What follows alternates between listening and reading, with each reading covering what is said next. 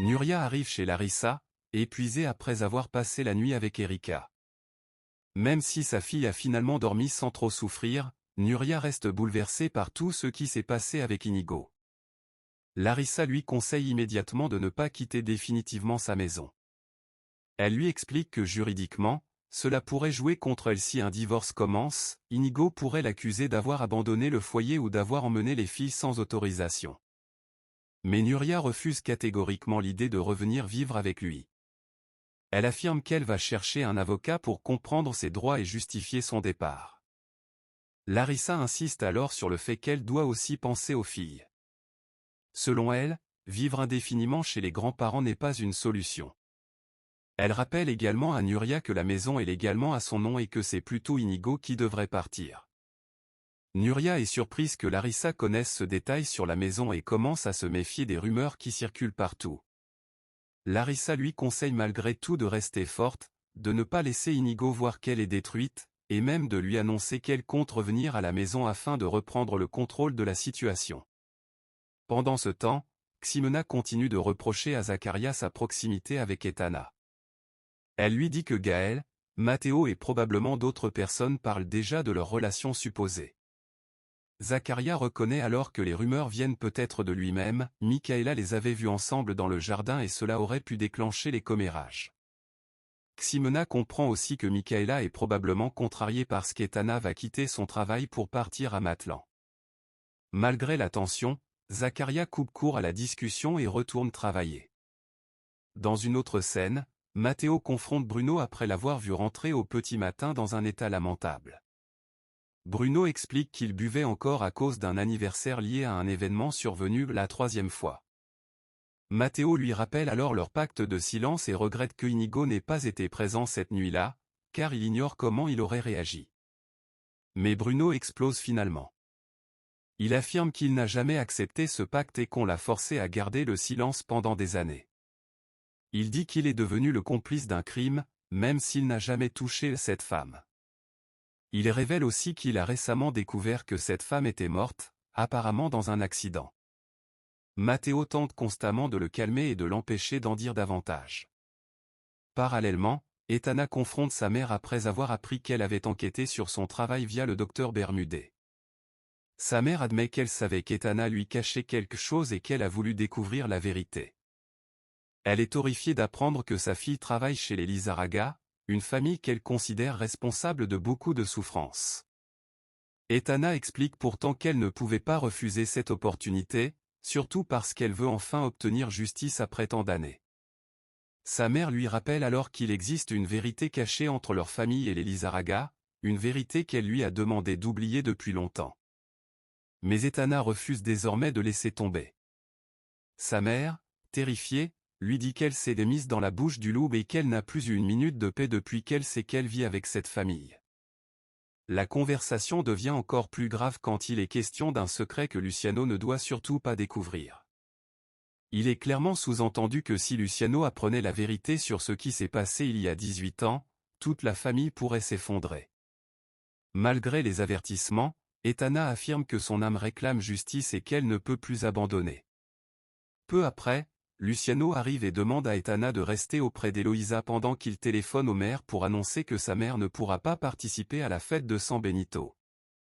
En entendant le nom de cette fête, Etana est profondément bouleversée et pense immédiatement « Il y a 18 ans, j'ai été détruite ». Cela confirme que le drame lié à son passé est directement connecté à cette fête. Plus tard, Larissa entre discrètement dans la chambre d'Etana et fouille dans son ordinateur. Comme elle ne connaît pas le mot de passe, elle cherche un carnet où Etana aurait pu l'écrire. Mais Michaela la surprend soudainement et lui demande ce qu'elle fait dans cette chambre. Enfin, Gaël discute avec Belinda de l'état d'Eloïsa. Belinda dit que sa grand-mère va mieux mais qu'avec ce genre de maladie, tout peut encore se compliquer. Gaël s'inquiète ensuite de la voir sortir seule et lui rappelle qu'elle est encore jeune. Il parle ensuite de la fête de San Benito. Belinda propose qu'ils y aillent ensemble parce que personne ne veut l'accompagner. Leur conversation est alors interrompue par l'arrivée de Cecilia. Larissa est surprise par Michaela alors qu'elle fouillait dans la chambre d'Etana. Tentant immédiatement de calmer la situation, elle l'appelle familièrement Mika, mais Michaela la reprend sèchement et insiste pour qu'elle utilise son vrai prénom. Larissa finit alors par lui avouer qu'elle est persuadée qu'Etana cache quelque chose de grave et qu'elle prépare un plan contre la famille. Elle explique qu'elle agit par inquiétude pour Luciano, ses frères et surtout Eloïsa. Malgré tout, Michaela reste prudente, elle reconnaît qu'Etana n'est pas forcément quelqu'un qu'elle apprécie, mais elle pense que Larissa va trop loin en fouillant dans ses affaires sans preuve réelle. Larissa finit par reconnaître qu'elle agit peut-être sous le coup de ses propres peurs et supplie Michaela de ne rien raconter à Luciano ni à sa sœur. Michaela accepte finalement de garder le silence, mais la prévient que cela ne devra plus jamais se reproduire. Pendant ce temps, Belinda rencontre Cecilia près des chevaux. Cecilia admire particulièrement un cheval nommé Camilo, que Gaël présente comme le meilleur de tous et appartenant à Belinda. La conversation devient rapidement gênante quand Belinda corrige Gaël en précisant que le mari de sa sœur Nuria est désormais son ex-mari. Elle laisse aussi entendre que sa grand-mère Eloïsa n'accepte pas les scandales familiaux de cette ampleur. Cecilia demande ensuite à voir Michaela afin de récupérer des affaires laissées par son frère pour les filles. Gaël propose immédiatement de l'accompagner et s'empresse de partir avec elle. À l'hôpital, Luciano rejoint ses frères et exige enfin de connaître la vérité sur ce qui s'est passé 18 ans plus tôt. Bruno, incapable de supporter davantage le poids du secret, finit par révéler qu'il s'agit de Belinda, elle a été adoptée, et toute la famille lui a caché cette vérité pendant des années. Bruno explique qu'il ne supporte plus ce mensonge et qu'il a l'impression d'étouffer. Matteo tente alors de justifier leur silence en disant que ce qui détruit Bruno n'est pas la vérité elle-même, mais le poids du secret. Luciano comprend alors que ses frères lui ont caché pendant tout ce temps que Belinda n'était pas leur sœur biologique. Bruno rappelle aussi à Luciano qu'il avait promis de révéler la vérité un jour, mais qu'il n'a jamais trouvé le courage de le faire. Luciano leur répond finalement que le jour où il parlera à Belinda, il assumera seul toutes les conséquences et ne laissera pas ses frères porter cette responsabilité. Malgré cela, il repart profondément bouleversé par cette révélation. En sortant, Luciano croise Etana dans le couloir de l'hôpital. Elle lui explique qu'Eloïsa dort enfin et qu'une infirmière surveille la chambre pendant qu'elle s'absente quelques minutes. Luciano, visiblement affecté, lui demande alors si elle a déjà porté un secret si lourd qu'il ne tient plus dans l'âme et finit par vouloir sortir à la lumière. Etana comprend immédiatement ce qu'il ressent et lui demande si elle peut faire quelque chose pour l'aider. Mais leur moment est interrompu par l'arrivée de Larissa, qui rejoint Luciano avec affection. Luciano demande alors à Etana de continuer à veiller sur sa mère pendant qu'il parle un instant avec Larissa. Pendant ce temps, Cecilia apporte finalement les affaires de Nuria récupérées à l'hôpital. Nuria est soulagée de voir que tout est là, surtout parce qu'elle craignait que son ex-belle-famille refuse de lui rendre ses affaires. Cecilia lui explique que Michaela hésitait au début, mais qu'elle a fini par accepter. À l'hôpital, Matteo revient ensuite parler à Etana. Il lui présente ses excuses pour son attitude de la veille et explique qu'il est le fils le plus attentif à la santé de sa mère. Etana se montre très habile avec lui et le flatte en disant qu'Eloïsa parle toujours avec gratitude de lui et qu'il est certainement celui qui se soucie le plus d'elle.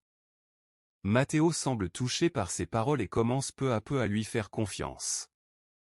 De son côté, Luciano emmène Larissa à la cafétéria.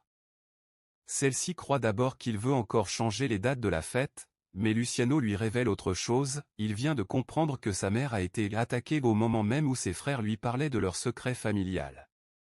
Cette prise de conscience le perturbe énormément. Pendant ce temps, Matteo quitte momentanément la chambre d'Eloïsa pour aller chercher un café. Peu après, le médecin arrive pour examiner Eloïsa.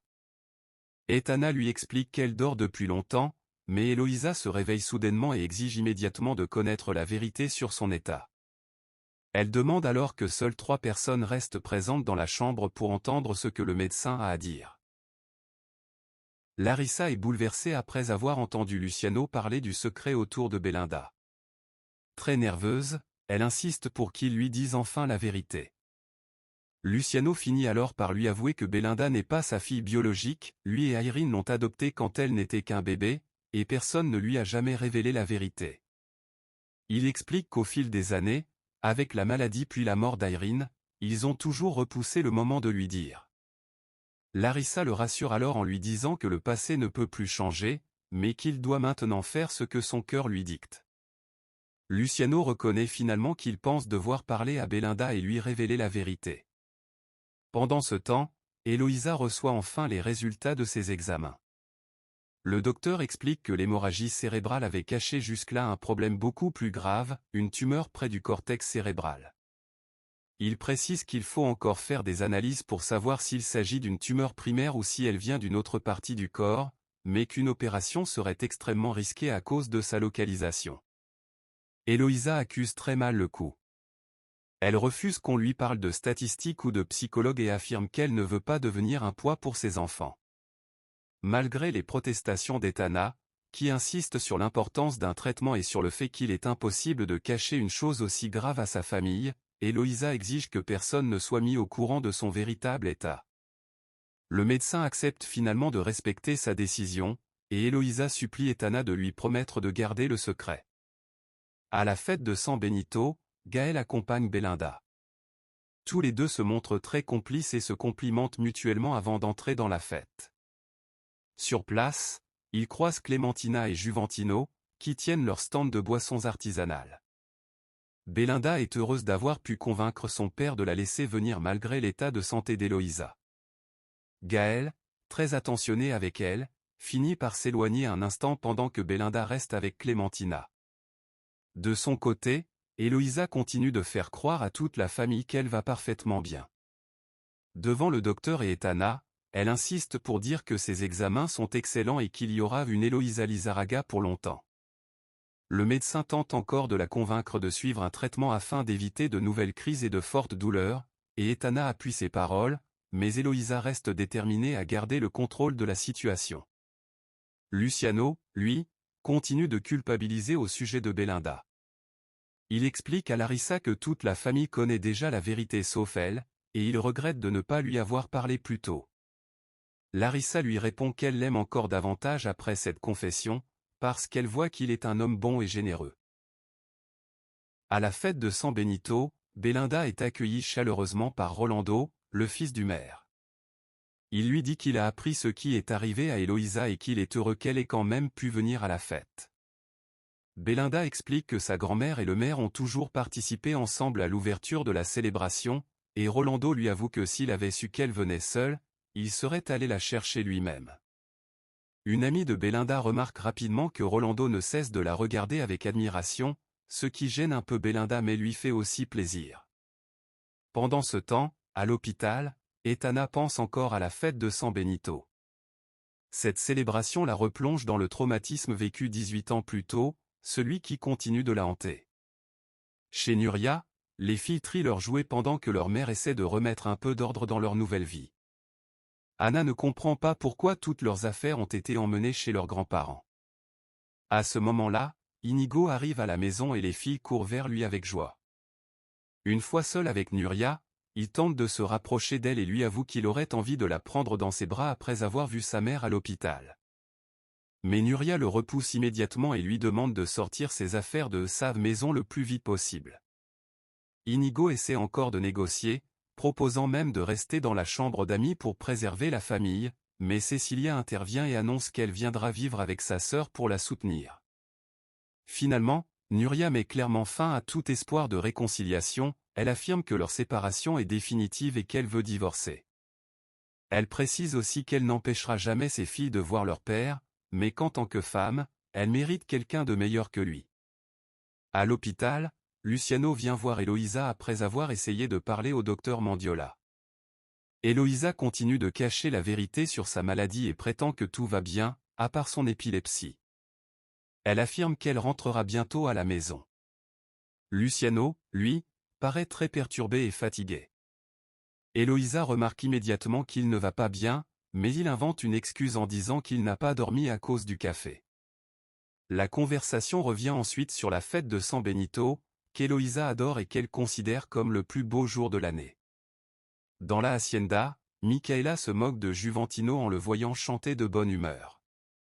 Il lui explique qu'il est heureux parce qu'il a promis à sa famille de ne pas boire pendant les fêtes et qu'il tient parole par amour pour eux. Michaela reste méfiante et lui rappelle qu'il doit lui rembourser son argent. Juventino lui promet qu'à la fin des festivités, il lui rendra tout. De retour chez Nuria, la tension monte encore entre Inigo et Cecilia. Inigo accuse cette dernière d'avoir influencé sa sœur contre lui, mais Nuria prend immédiatement sa défense et affirme que la décision vient d'elle seule. Quand Inigo continue à l'appeler mon amour, Nuria lui demande d'arrêter définitivement. Blessée mais lucide, elle explique qu'elle va recommencer une nouvelle vie loin de lui et qu'il ne trouvera jamais une femme meilleure qu'elle.